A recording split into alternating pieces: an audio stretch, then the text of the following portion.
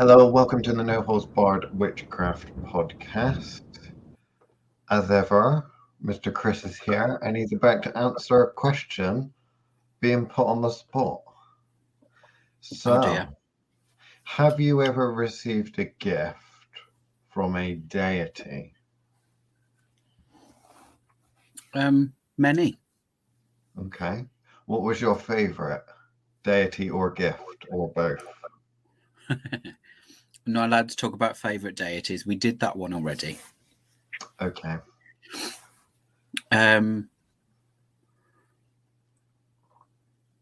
Favourite gift? Oh, that's difficult. Why would you do that to me?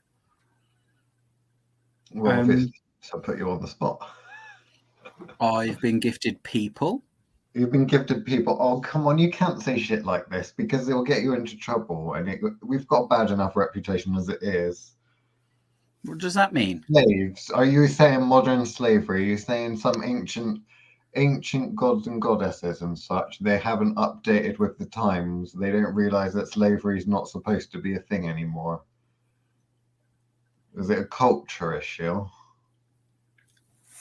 No. Who said it's an issue? Well, I think general society nowadays, the laws and such. I know you feel you're above the law, but I don't feel, Liam. I am. okay, right. Okay, so could you maybe explain? Let's not go for obviously all the children you have in the sweatshop in the basement. Let's go for something that's a little bit more, legal, let's say. Okay. Do you know what's really funny talking about sweatshops? What? My students actually refer to my sessions as the sweatshop. Well, of course they do. I can't believe you refer to them as students. I mean, student slave. I know it both starts with an A. You've just replaced the word slave with student, but it still don't count, Chris. It still don't count. I know you have to teach them before they're useful, but still. Obviously, we teach like 3-hour sessions, and in the middle of this 3-hour session is like a 15-minute break, and about 90% of 15 minutes. That's sweet. 90% of my students don't take their break. And whenever someone asks them why aren't they taking their break, they refer to it as, well, this is the sweatshop. Chris doesn't allow us to take breaks. Okay, stop digging yourself a deeper pit and tell me legal ways in which a deity has gifted you a person. Okay, so this might be symbolically or something like that. So just go for some legal ones, right, first. Okay. If you want to name the deity, then please do. So I've had several deities put certain individuals in my path. Is that a better way to put it for you, Liam? Well, do you consider them to be gifts, though? We did start with gifts. So what is this? Is this feeding your insatiable appetite? Do they just feed men to you or something? Sometimes. Sometimes. But also useful people. Useful people have arrived in the past when I have needed them. Well, they call it godsend, don't they? Yes. Godsend. You're a godsend. Like someone that knows how to change a tire or a wheel when someone's broken down on the end. Mine are just a little bit more literal. Right. Okay. Well, any physical objects or something? Obviously, people are physical objects because you objectify everyone. But any physical, non-moving items you've been gifted? I've had all manner of tree feathers, all the kind of boring stuff. You're not one of those people that you open the back door and there's some feathers on the fucking lawn and you think, oh, look, it's a gift from the god or goddess or whatever. Or, oh, my great-great-grandma Eileen, she's watching over me. You're not one of these fucking new age idiots, are you? You know I'm definitely not. Is it a rare eagle's feather? Because if it's just some stupid pigeon feather, I'm sorry. It's probably just one of your cats has attacked a pigeon. My latest one was from a red kite. Oh, that looks fancy. That is a fancy one. Ah.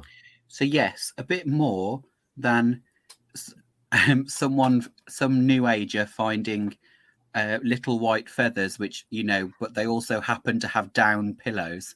We're not talking about that. We're talking about my first kite in probably 20 years.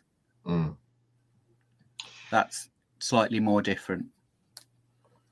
So what would you say is the difference, or can you distinguish between a deity giving a blessing and a deity giving a gift?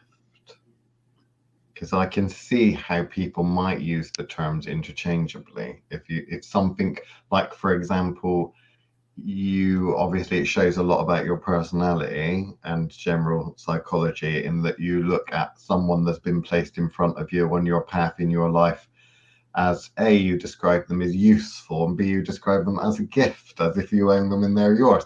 Many would say that is if it did come from a deity, then that would be a blessing. They've blessed you. They've not really given you the person. You do have to let them go. So what would you describe with the differences between a blessing and a gift?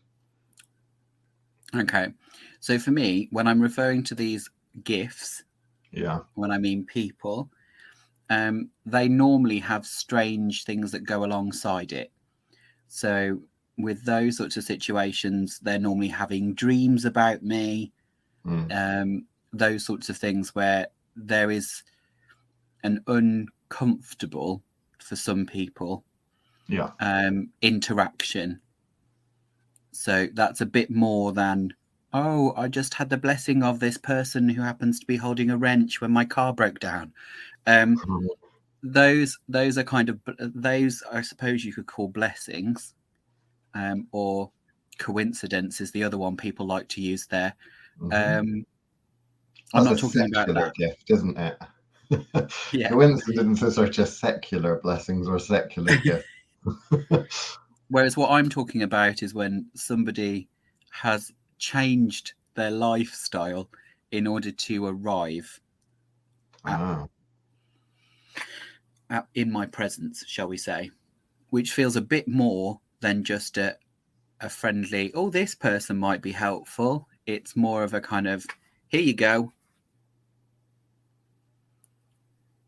So that's a bit different. But to answer your question, blessing / gift, for me, blessing would be an assist.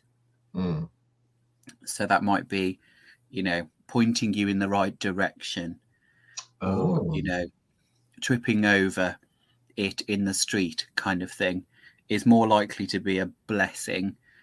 Gift for me is normally, I think people are far more aware of it. I think deities tend to tell you that it was a gift when you were given something. So, when people kind of like, oh, I've seen these signs. I'm like, okay, is that a blessing? Someone's aware of you. Then they start turning up in their dreams, or people start handing them literal gifts. I've had people do that where they've gone, oh, this necklace I thought would be nice for you, or I was in the shop and I saw this candle. Like those sorts of ones where people have literally given you a gift when it's out of character for that individual to do that.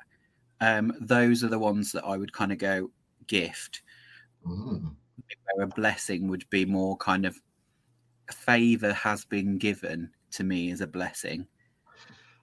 So we look at things slightly differently then, because I consider a blessing from a deity or spirit to be essentially an official statement that they're not going to get in my way.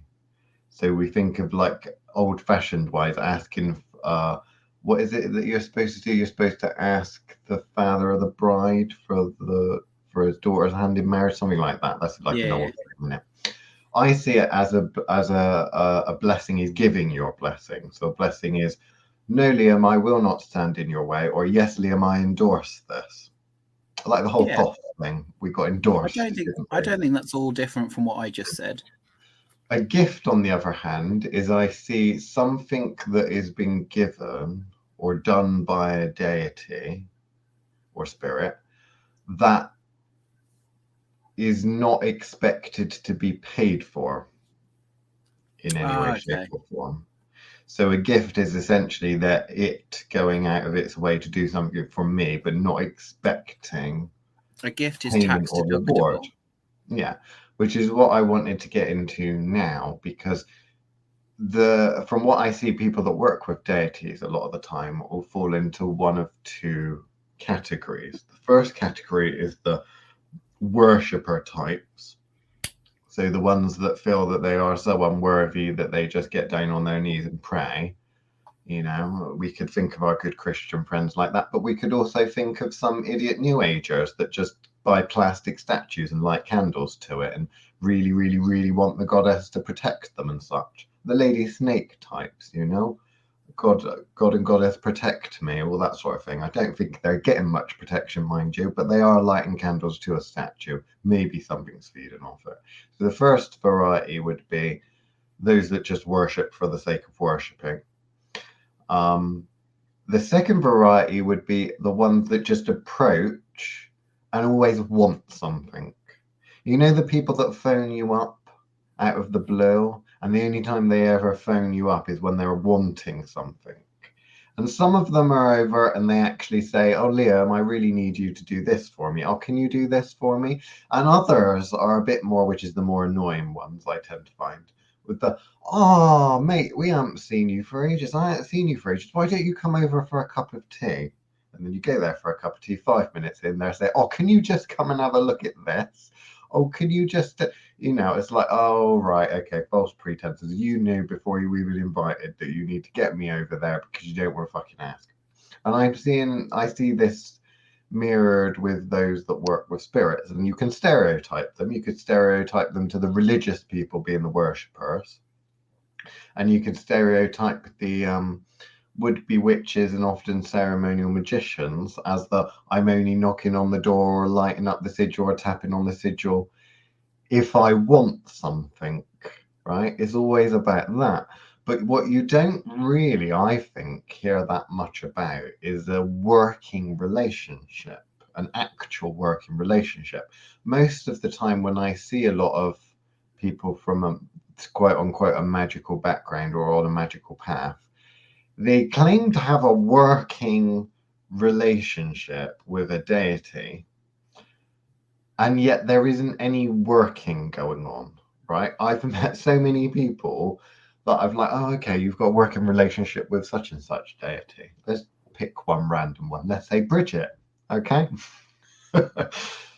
When's the last time you spoke to that spirit? Well, I don't really speak to her. I can't really hear her. I haven't really seen her, but we've had a couple of like she leaves me feathers, or she does this, or you know, I had such a bad time. I was in so much debt, and I was struggling today to pay the bills, and all of a sudden, Great Aunt Jemima, she came along and she bailed me out. It must have been the goddess working. It must have, right? This is what they class as a working relationship, but what is qualified, what is classed as the work? I don't really know. I don't really see a lot of fucking work being done.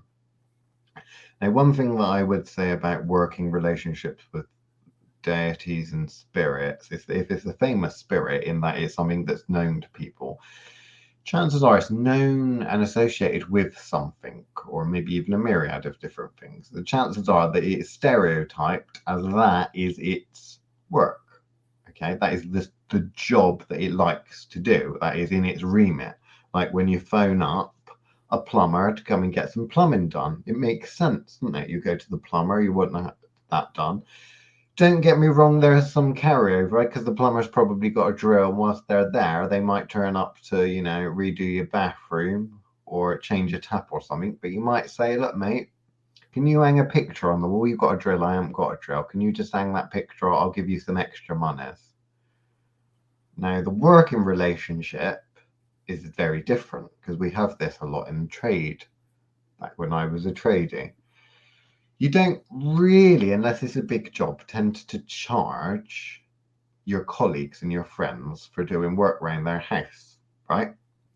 What you intend to do is it's kind of more give and take, but very informally. So, you know, I've done lots of work for people before, carpenters, plumbers, plasterers, all that sort of thing. And as long as it's small work, I'll do it for free because they're friends. They give me work, you know, is how it's done, right? What I think really entails with a working relationship is that we have a working relationship, you know, multiple trades, for example, will band together, do big jobs. There might be a builder that might be running the main job, but there might be that builder might be friends with electricians and plasterers and plumbers, and they all bump into each other on sites, maybe even go to the pub, socialize and such. But that's a working relationship. That's an actual working relationship. And yeah, when you're friendly with people and you're working towards common goals, and the common goals, generally speaking, are working in construction to make the money, isn't it? When you translate that across to some of these magical relationships, what is the work that you're doing? Because the spirit obviously has some sort of work that it does. Are you involving yourself with that? Are you assisting with that? Is the spirit deity working through you to accomplish something? And that's basically the most simplest form of priest or priestesshood, isn't it? Feel free to disagree. Don't just shake your head or nod, because they can't see Chris. The psychics will see, but the others won't. Not that there should be any mundanes listening to this, but one never knows. You always get one, don't you? Unfortunately, yes. Like rats, you're never too far away from one. So it's a difficult one in the sense that I would argue that yes, people have a tendency to misread the relationship they've got, particularly when it comes to deity work. Obviously, my relationship with particular deities is very different to your average person's, but that's complicated. When it comes to reading what that relationship is, I think your analogy works in the sense that there are those people that you kind of class as work friends is very different to a colleague at work. Well, there's family, isn't there? Family. That's a whole nother level that the mundanes won't understand. But we can go into it in the Patreon. You know, but there's all that kind of, you know, there are certain perks that come with certain relationships. And the relationship I have with the bin man is very different to the relationships that I have, say, with the cashier at the local shop that I go in regularly, versus somebody I work with, versus someone that actually spend time outside of work with. Is all different varying levels of service providers. And there are kind of certain levels of relationship that allow, this might be going off a little bit too off-piste, but in that kind of, there is an exercise that we do with students at work that talks about personal space. So so where you can literally, that personal space is different for everybody, and what you get them to do, the wider you are, more personal space. No, Liam, is it a gravitational thing? Not what I mean. No, not at all. Highly inappropriate. Oh, right, okay. You're not on the Patreon yet. You can't start calling people fatties. I never did. I never named names, Chris. I never named names. So with this exercise, what you get people to do is with chalk, draw circles around themselves and say, this is what I consider to be my space, my personal, intimate space. And then you kind of draw the next circle out, which says, this is the space which I will allow people I like in, and then they draw a third circle of where they feel the public and people they don't know should be. Ooh. And depending on where what the relationship with that person is, will allow a reasonable where they are comfortable with people being. And I think the same is kind of true of what you would call friends and family, and those that would be on those levels of, well, I like the bin man, but I wouldn't necessarily invite him in for tea. Do you know what I mean? Like, I appreciate the job that he does, but we're not that friendly. Then it might be, I'm happy to tip the individual, but I'm not going to invite them in for tea. Like, do you know what I mean? Like, there's that kind of relationship. And then you kind of go with the, that cashier at your local cafe that you go in every morning to buy your coffee. Again, there is a transactional relationship. You're nice, you're friendly, but again, you're not likely to invite them back home for a cup of tea. Yeah. Whereas there'll be colleagues that you wouldn't even tell where you live to, and yet there are other colleagues that you've probably shared a bed with at some point. I mean, non-sexually, Liam, before you go off, is that you've woken up drunkenly next to them with a bag of chips between the two of you. Does this happen a lot at school? Waking up in bed with other teachers. Yeah. So. Yeah. Right. So that's really interesting. So I think I already know this, although I've never given it any thought. So if I stand, right, if I stand up straight and tall, and I put my hands out to the side, so make like a crucifix. Yeah. From where my body is to where my elbow would go. Yeah. That to me is personal space. So personal space goes from elbow to body, right? So if my hands are straight out. The next level would be where the reach is. So that would be fingertips, right? So I would have my personal space as if my hands are straight out to my side, stood up like a cross. Okay. Where my elbow is in close, that's personal space, and I don't want anyone in it. Okay, so that's what we would call intimate space. Intimate space, right? That's your so intimate space. The next level would be where I would have friends and family and such. That's which personal would be, space. Which would be between elbows and fingertips. I'm fine with them going there, right? Okay. Yeah. And then general public, because I'm 6'1", I would want 6'1" away from my body. So basically, center of mass, center of gravity. 6'1" away from the winky. Okay, basically is what I want for the public. Okay. Is that normal? And should that be the standard that we adopt in general culture? I think generally speaking, that probably is the standard. Good. I'm not unusual then in that case. Whereas mine's probably even closer than that. Mine would probably say people I am close with, and I'm, I mean like friends, family, etc. I am happy being within that elbow space that you're referring to. Like, because I'm quite a tactile person, so I'm quite happy with people hugging me, that sort of thing. So where my kind of personal space is after that, so the people I'm friendly with but not necessarily close with would be in that second space. But the public I still generally want at least 1.5 meters away.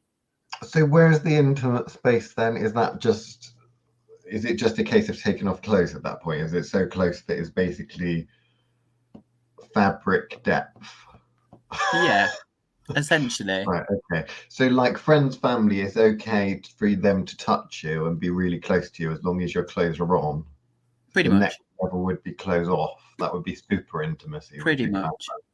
Very interesting. Because that space is fairly interchangeable for me.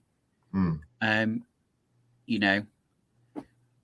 you kind of have to be aware of where that comfortable space is. Like someone could be stood literally behind me at kind of a few inches away, and I wouldn't feel uncomfortable.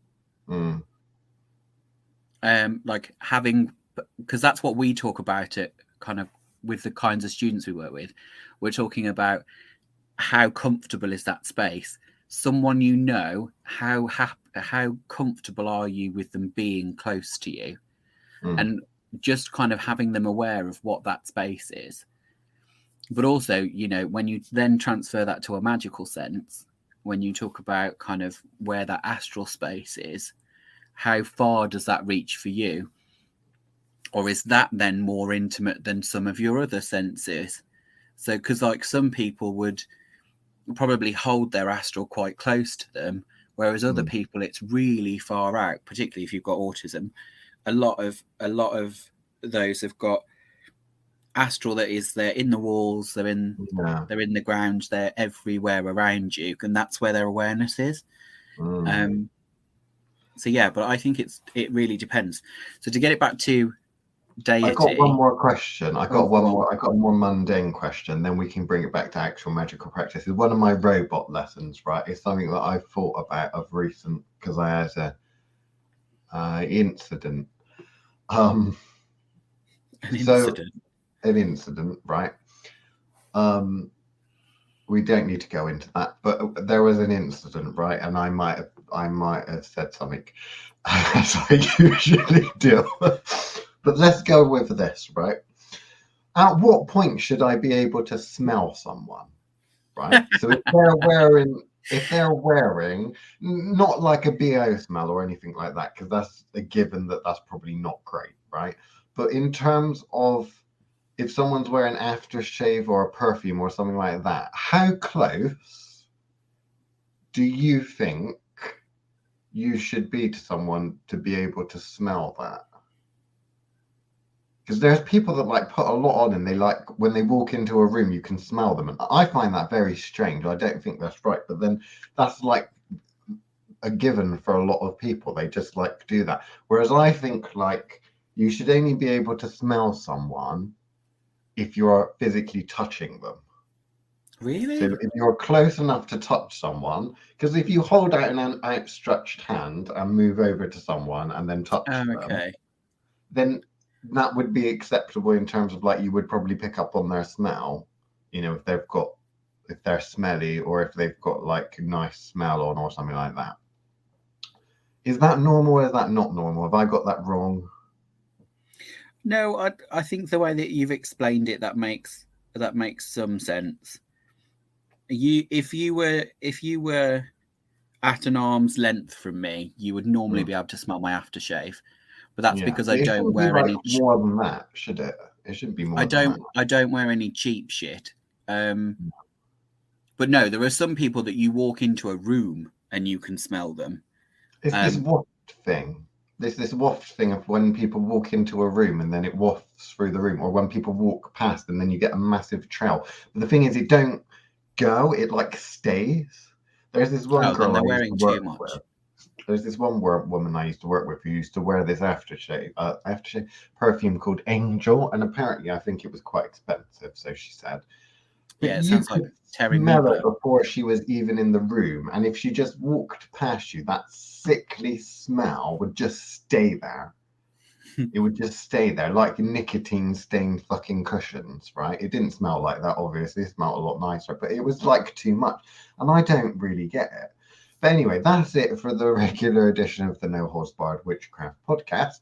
If you go on the Soft Witchcraft Patreon, then you will be able to listen to the extended edition of this show. And in the extended edition of this show, we are going to talk about some stuff I'm going to currently make up. I'm going to have to make a list so that then we actually talk about it. But we're going to talk about gifts from spirits and deities. We're going to talk a little bit about... what else are we going to talk about, Chris? We're going to talk about this relationship that these people that always go a begging from a spirit. Is that really a working relationship? No, I don't know. Either way, we're going to talk about gifts and relating them to spirits and other magical practitioners. There we go.